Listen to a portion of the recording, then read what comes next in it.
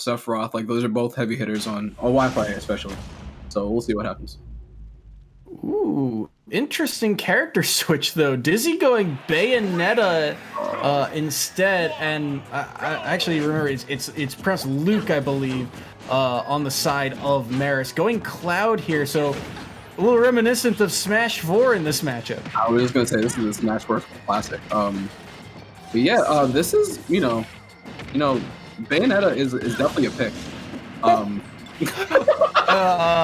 Maybe not so much. Dizzy would, I believe, or Luke, I believe, would disagree with you off after that spike. What an early stock! Yeah, that was very aggressive. Like, I got hit by that, right? That was a pretty aggressive forward air. But Dizzy already striking back. But like, what a quick start coming off of Luke.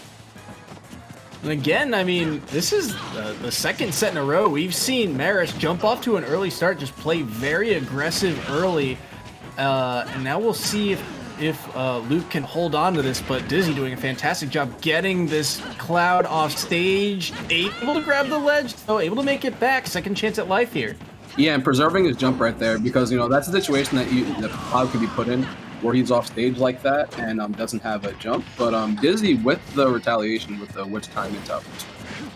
And I feel like that witch time is going to be very important as this set goes on. I mean, if Marist is going to continue to be this aggressive, if you've got a character with a kind of counter like that, that's going to be a very pivotal move to time properly. Oh yeah, definitely. And Cloud was a character who loves to swing. He loves to swing back air, loves to swing forward air. That can definitely be a devastating tool, especially people being reluctant to kind of parry things on Wi-Fi. That could be a powerful tool. Fairly even here, but stage control definitely in favor of Dizzy. Look at this quick combo. Luke already at 123, burns his limit cross slash, unable to find a hit, but back into neutral here, and I just feel like one stray hit either way could be the stock. That was a risky up B, not going to be punished quite yet though. Yeah, and this is actually, and with that, he took that with an up smash, and that's one of the things that Bayonetta struggles in, right? Bayonetta struggles to get a straight hit in neutral, because a lot of her attacks don't send at the best angle, and like her best bet is probably get a straight back air at the ledge, but if you can't push Cloud to the ledge, it's going to be pretty hard. Or maybe great catch. A second witch time coming through and able to punish with that up smash once again. So last stock scenario between Dizzy and Luke once again, and we've seen Luke go for a couple of these up Bs. Dizzy will be able to make it back here, but I always get a little bit concerned when Bayonetta goes off stage, because I know there's some sort of glitch where you get that extra jump off of that side B, but it is always concerning to me knowing Bayonetta's recovery. The triple jump and stuff, but Bayonetta's recovery is pretty good, but also finishing touch is pretty good. You get that read. I'm gonna say it again. You can't see it, but my jaw dropped. I did not think that finishing touch was gonna land. I thought surely Bayonetta was too high for that hitbox to actually reach, but I mean, he's at 61, and all of a sudden, 69. The weight on the witch time too. What a play from Luke to take game one. That set was the epitome of what these characters are in this matchup. Bayonetta, it just seemed like Dizzy actually racked up a lot of damage in both of those stocks, right? That Dizzy took. But what I was saying earlier is that Bayonetta is a character that struggles to get straight hits and kills. Now Cloud doesn't really have that much of a problem getting straight hits and kills, right? So you saw Dizzy die to a forward air read at like 30, right? Die to an up smash on platform like 100, and then died to a finishing touch at what, 69%? So a lot of those stocks were taken way earlier than, let's say, Dizzy's witch time stocks at like 150. So that's the pacing that this matchup is kind of coming out to be. Yeah, no, I agree with you. I think Luke did a fantastic job here as you get a second look at that second finishing touch kill to clean up game number one, and just waiting out the witch time too. We were talking about, or I mentioned it too, the witch time felt like really, I believe that was actually the only way that Dizzy was able to secure stocks in that match. But at the end of the day, Bayonetta, a character where they can combo you to a very high percent, but like we said, finding that stray strong hit to really clean up the stocks was going to be the name of the game for Dizzy. And Luke, just the raw kill power coming through at the end there. So game number 2, no character swaps. We'll see what stage we go to, but I feel like it's going to be more or less a similarly played out matchup. Yeah, and I'm going to allow it. And you know, I do understand this pick from a Bayonetta standpoint. Her afterburner kick on the stage can actually hit you like at most parts of the stage, and that move, like, you know, from an air-to-air standpoint, is a pretty good move. These platforms do lend her like a lot of opportunities to combo Shark, and I feel like that's what he needs to take advantage of right now in this game. I mean, you can already see the stage doing wonders for her. 93, make that 100% on Luke early here, and you know, just 1 or 2 hits on Dizzy's side. Ooh, and that down air could have been pretty bad, but yeah, no, like right now you could tell like Dizzy's also playing a lot more conservative, right, compared to, you know, kind of running into Cloud's things in game 1, you know, which is a good change to see. But let's see how they're gonna get the stock, because 169%. I mean, you gotta feel like if you're Luke, you're living you're playing with house money, or you're working with borrowed time here, because surely Dizzy finds a way to get this stock eventually. But we'll see if Luke can find some straight hits on his own. No, forward throw, able to clean up that first stock, and Dizzy only 48%. Things are looking really good if you're a fan of William and Mary right now. Yeah, and I'm liking this pacing a lot better too, right? Because it just seems like Dizzy is you know, playing a little bit more reserved, right? Not throwing out ABKs in neutral and getting punished for it with like up B out of shield, and you know, really doing the most with these punishes right now. And right now, Luke is actually struggling to kill. These guns have put in so much work too. I mean, just the fact that they pressure Luke off and they just kind of don't allow him an easy way in unless he gets around those platforms is just another thing for him to kind of worry about. He's already at 141, and he's just, as you said, I think that more reserved play style countering that aggression has been massive for him, as that is going to be another stock off the board thanks to Witch Time. Yeah, it almost seems like you know, Luke is the one struggling to get offense started, because I feel like a lot of the offense started in game 1 came a lot off of, like, you know, out of shield punishes, right? Cloud does have a pretty strong out of shield punish game, but if nothing's hitting his shield, then you know, what are you gonna do? Kind of dancing back and forth in neutral here. Luke knows that he needs something on the board to get any momentum here. He cannot afford to give up a 3 stock. That would be a massive momentum swing. Cross slash, not gonna do it. Or sorry, blade beam, not gonna do it. Good parry, down air trading.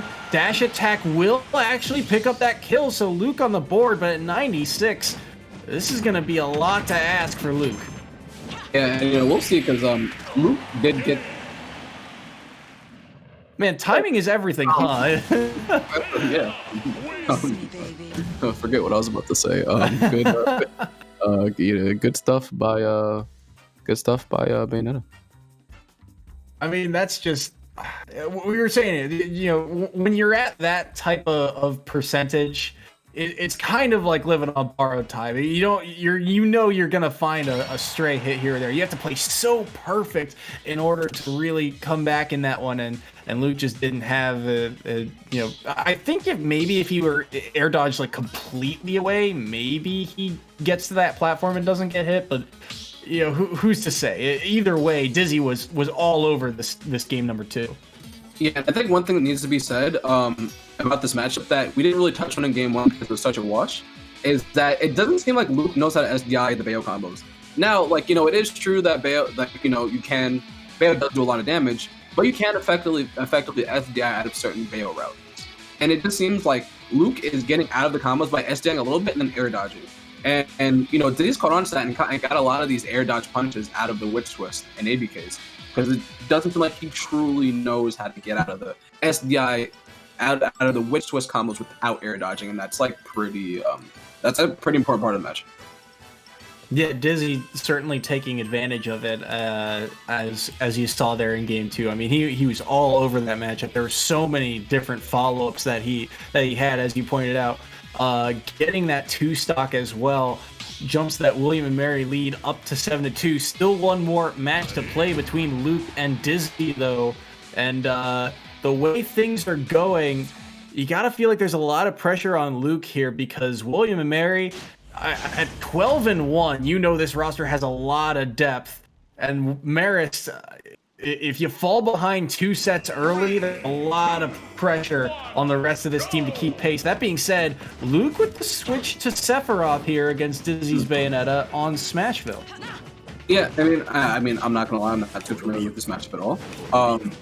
But maybe he just needs a change of pace. Maybe he just feels like maybe the cloud isn't working right now. And you know, if he doesn't have another character, why not? From what I gather of how this matchup plays out, I know Sephiroth is a hard character to get in on in the first place because he's got so much range, he's got some projectiles on top of it. But I imagine once Dizzy gets in, Dizzy can absolutely do a ton of damage on this character. But again, I still feel like the pace of this matchup is maybe now a little bit more in Luke's favor, because he can, you know, control the pace a bit more. Dizzy doesn't have the easiest way in. When he does get in, he'll do damage, but he still needs that stray hit to secure those stocks. Oh, yeah. Well, oh no, yeah. That neutral B just covers so much space and he gets punished for it. Yeah, and that's the thing, like, he definitely got scared, and in that situation, you couldn't see anything. You couldn't see anything, and then you got hit by the forward tilt, right? Like, and that forward tilt covers continent. And right now, One Wing Angel Sephiroth mode with a lead, that can be pretty hard to come by. Let's see if Dizzy can take this stock. This is where the game can be won and lost, and what a great witch time, followed up by the forward smash. Dizzy able to find that stock, only 20% back now. This is a dead even game, but look at the follow through by Dizzy. Yeah, and that's what you call clutch, right? Because like if you know, if Dizzy couldn't take that stock, you know, that was gonna be trouble, right? Because like that could very easily. Back and forth here, and that was an aggressive forward smash read by Luke, but he's got the pressure on now, and Bayonetta is susceptible to dying early, so 80%. Finding a strong hit somewhere could be the stock. Dizzy stalling out on this ledge though, buying himself a little bit extra time off stage. Feel like the next strong hit will do it. Oh no! Oh no! What happened? Oh man, so one of the orbs was still on Dizzy, and when Dizzy went under the stage, I guess they just didn't realize. I just didn't realize that there was an orb on them and just didn't attack at all.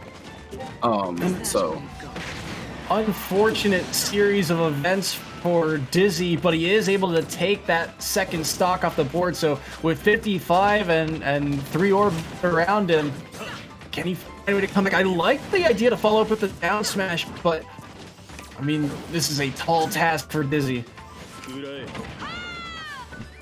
Yeah, and yeah, oh man, like, you know, this is a situation where one straight hit from Sephiroth can be pretty bad. Like a forward tilt that ledge, that is definitely stock. But right now, like, Dizzy still can bring it back. Bale is still a character that does a lot of damage pretty fast. Forward air to try and kind of reset the neutral. That's gonna connect. It's gonna be the stock too. Luke taking set number 2. And you know, one thing about that is, you know, what I can say is that when Bayonetta is at the ledge like that, she does peek above the ledge a little bit at times, right? And she doesn't really auto snap from that angle. So when Luke kept throwing out those orbs, it was almost like a conditioning in a sense, where it's like you either have to recover perfectly or you're gonna lose your stock. And that time, Dizzy lost her stock.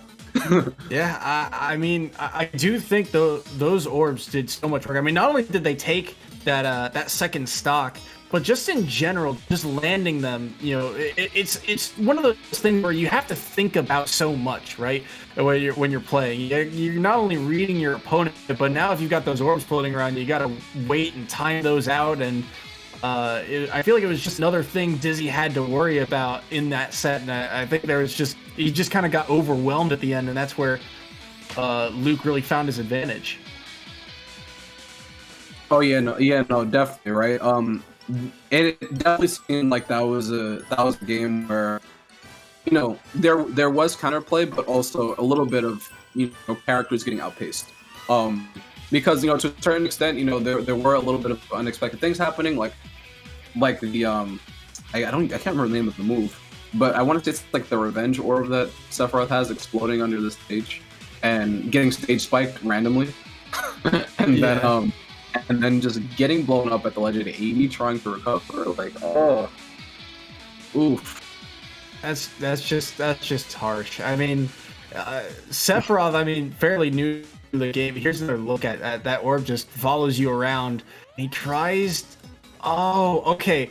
I think he had another. Yeah, I think he had another jump in him, but the orb stops him from doing his next input. So I think he has. I think that a little bit of speculation. I think Dizzy thinks he has the time to jump here after not grabbing the ledge, and then the orb hits him before he can get his next input off in time. And then that sends him underneath the stage too. So you're not even sent at that angle. Of the stage, okay, you're getting pineappled instead of, you know, stage spiked, which, yeah, I mean, that's just an unfortunate way for that stock to go, but yeah, that's just how the matchup plays out, I guess. And with that makes the score 5-7. William and Mary still in the lead after Dizzy earning a few points back for his team in that set. So I always say this about set number 3, but it is a pace dictating set. It is very pivotal. You know, when you're even like this, when you're evenly matched, you kind of put whatever team loses on the back foot. You force them to kind of throw that first punch, make a mistake. And you know, when teams have the lead, it is hard to come back in matchups like this. So I'm kind of curious to see. We've got Barrett versus Rograt on the rosters here. Barrett, we've seen week in and week out play, I believe. Oh wait, no, that's the wrong player I'm thinking of. Barrett, we've seen play Piranha Plant in the past and had a lot of success. Rograt, on the other hand, has played a lot of Greninja in his time in the EGF. So another intriguing matchup, to say the least. Yeah, Platinum Greninja.